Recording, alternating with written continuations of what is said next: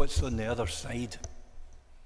That must have been a question for the disciples when Jesus invited them to come with him in the boat in our reading today.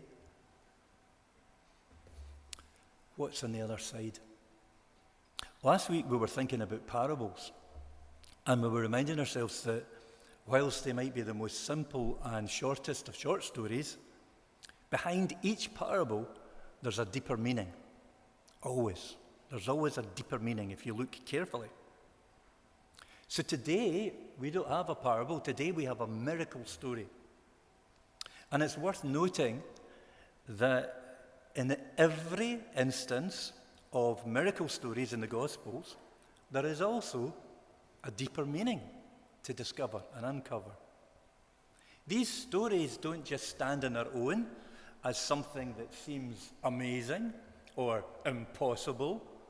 They don't just stand on their own in that way. There's always something behind them for us to learn.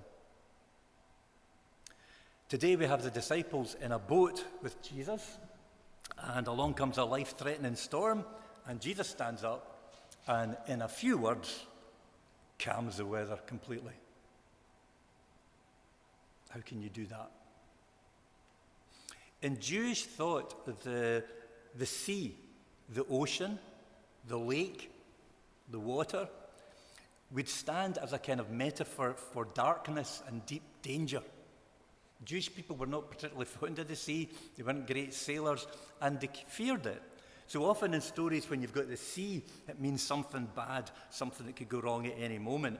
And if you know anything about the Lake of Galilee, in fact, the truth is that things can go wrong at any moment in that part of the world. Storms can appear out of nowhere.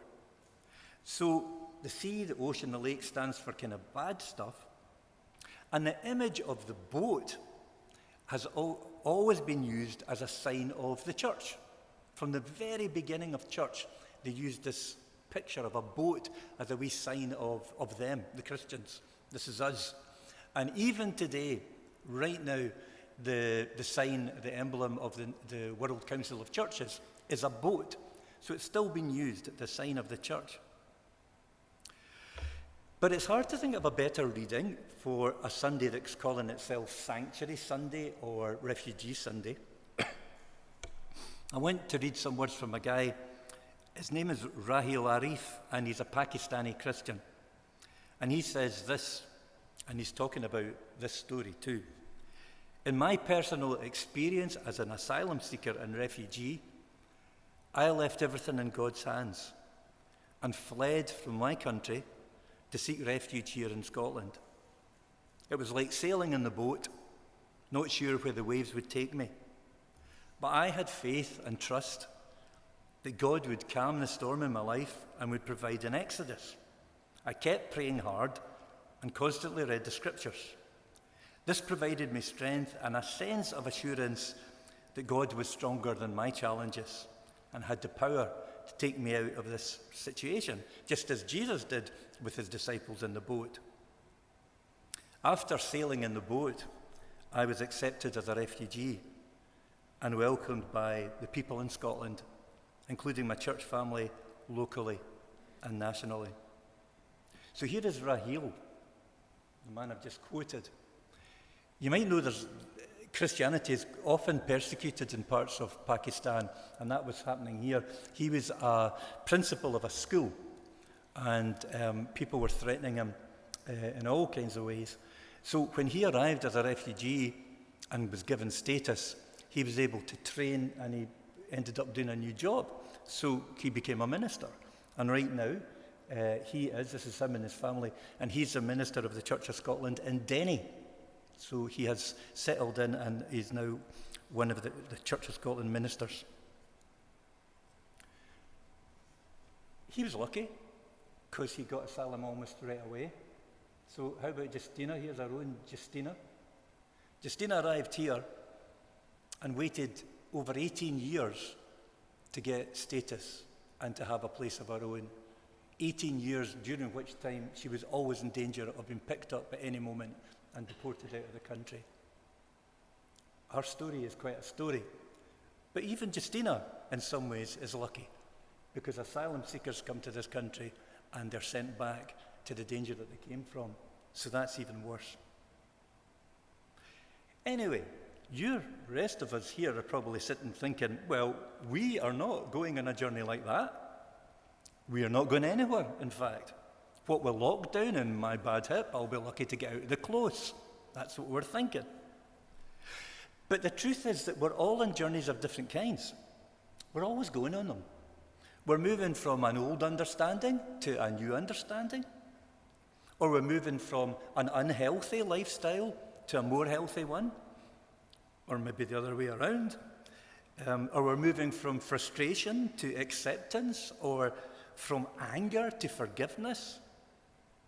Or we're moving from an old set of circumstances to a new one. And if we're Langside Church, then we're moving into a whole new phase of what it means for us to be church. There's a woman called Caroline Lewis who was reading the passage from today, and she suggested that maybe the real challenge for the disciples was not that they didn't have the faith that Jesus could help them. Maybe the real challenge for the disciples was just getting into the boat in the first place. Now, you might wonder what she means by that. But I mean, what if Jesus told them, like, let's get into the boat. By the way, in a very short time, there's going to be a storm coming, and you're all going to be scared for your lives. It's going to be a very scary moment. Would they have got into the boat if Jesus had told them that was going to happen? And what if Jesus had told them what's going to happen as soon as you get out of the boat? Because if you read on, further than reading today, and just see what happened next, as soon as they got to dry land, they met a madman, a totally madman, wild-eyed, possessed with evil spirits, screaming, shouting, self-harming himself with rocks. A man that the community repeatedly tried to chain up to keep him safe and to keep them safe. And this man somehow always managed to find a way to break free. And so they were going to meet this scary person. And then Jesus would end up casting out demons from this man into a herd of pigs. That's not the kind of activity for Jewish people to get excited about. That's not what they want to do on a Saturday afternoon. So, would they have got into the boat if they knew that was going to happen as well? My retirement is getting nearer by the week. And there's a journey ahead for Langside if you're willing to take it. And you can decide on the journey that lies ahead whether you're going to take Jesus with you on the journey. Because Jesus didn't say to his disciples, you go over to the other side of the lake. And Jesus didn't say to his disciples, I'm going over to the other side of the lake. What Jesus said was, let us go over to the other side of the lake. Let us go into a new situation. Jesus offers to go with us, and Jesus wants to be right with us. Now, we might think, well, going with Jesus, obviously the answer is yes, we want to do that. We want to go with Jesus, that's the thing we should say. And it's the right choice because then we will avoid disturbing stuff and storms and desperate challenges. But that's not necessarily so. Going along with Jesus can involve adventures. And sometimes, as in all adventures, it can be scary. Being with Jesus does not immediately set us free from problems or obstacles. Jesus, does not promise immunity from trouble, but he does offer us the support that we need. We just need to remember that being with Jesus is the right place to be. Even if it's challenging and scary, it's always the right place to be if Jesus is calling us to go somewhere new. Here's something that happened way back in 1970 in a congregation called the First Baptist Church in Birmingham in Alabama. And this was something that happened back in the days of racial segregation. and the struggle for human rights. Martin Luther King had been assassinated just 2 years before, and things were slowly starting to change a bit, but progress was still slow. Anyway, First Baptist Church was a very large congregation, and they had a project running to help kids in a poor neighbourhood near their building, help kids with after-school tutoring. These were some of the poorest kids in the city. And some of these children and some of these families ended up coming to the Sunday school in the church and even to the church itself. One day, 2 of these people turned up at church and asked if they could join.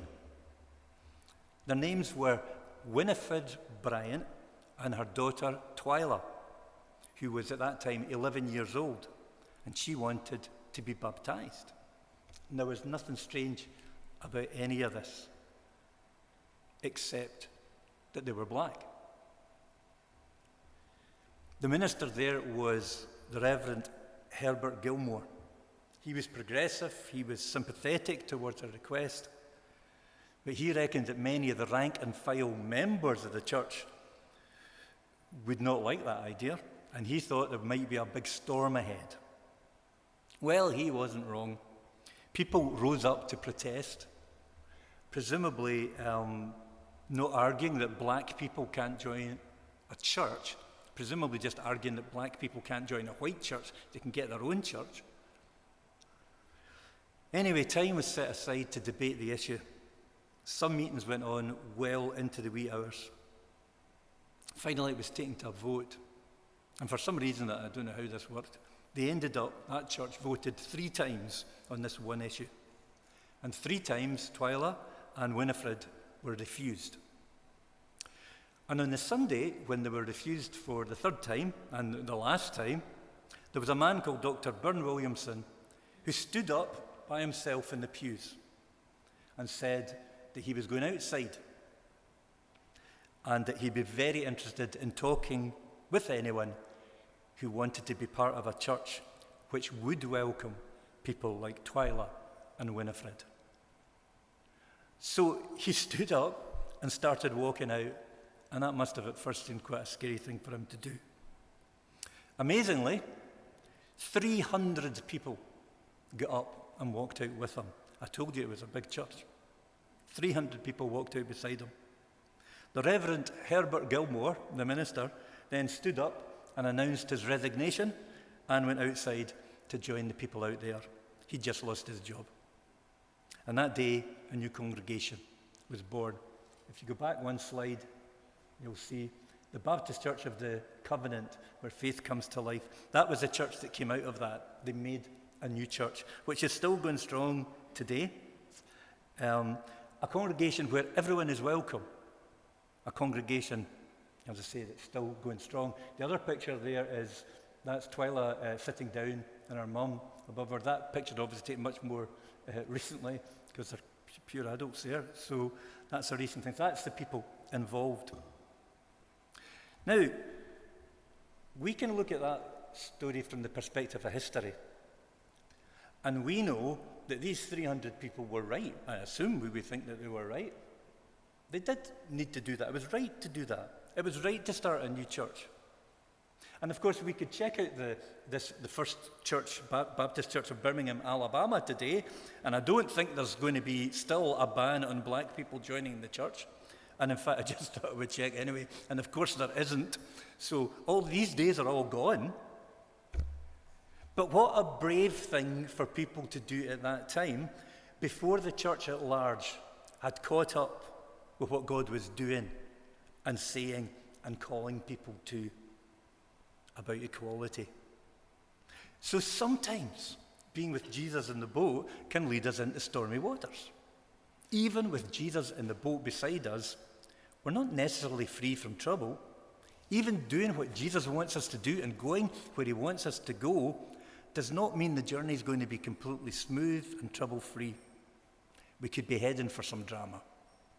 But if we're going in the same direction as Jesus, then we're going in the right direction. The disciples didn't, after this story today. The disciples didn't just believe in principle and in theory that Jesus could help them through the difficulties. They ended up believing in practice, because from then on, they actually trusted him. Because they knew that Jesus cared for them, and they knew that he would be there to support them. Believing there is a God is one thing. Believing that God might be able to help us in theory, that's one thing. And believing that God is strong and powerful, well, that's one thing too. But believing that God cares for you and wants your best is the real game changer. Knowing that God cares for us, is interested in us, and putting our trust in God into practice is what real faith is all about.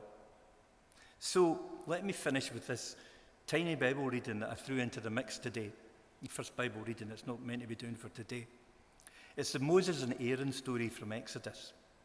These two men were sent by God to the people of Israel to speak to them. They were in an impossible situation. They were slaves. They were totally dominated by this mighty empire. There was no way they were going to be able to escape. And Moses and Aaron said, "We've come to help you, and God's going to help you." And listen to this. It's just the words of the reading. Moses and Aaron brought together all the elders of the Israelites, and Aaron told them everything that the Lord had said to Moses. He also performed the signs before the people, and they believed. And when they heard that the Lord was concerned about them and had seen their misery, they bowed down and worshipped. That's the thing. Aaron had finished up performing miracles for these people. They were totally impressed. These were signs that were convincing them believe that God is very real and God is very powerful. But that's not enough. After all, people believe lions are very real and very powerful. The people believed that Pharaoh's army was very real and very powerful. That's not what God's after. Mere belief is not enough. It's only when Aaron tells the people that God has seen their misery that belief becomes worship. It's only when Aaron tells the people that God is concerned about them and is wanting to help that they become God's people. The mere existence of God is not enough to count as the good news, but a God who sees our misery and is concerned for them, that's a God worthy of worship. So people alongside, God isn't just real. God isn't just powerful. God cares, and God is love. Be aware of this. God has a plan and a purpose for this congregation. And while the future may be vague, it may be uncertain, it may be unclear, it may be something we can't see right now, if we stick with Jesus in the boat, we can trust God to guide us safely to our new destination. Thanks be to God.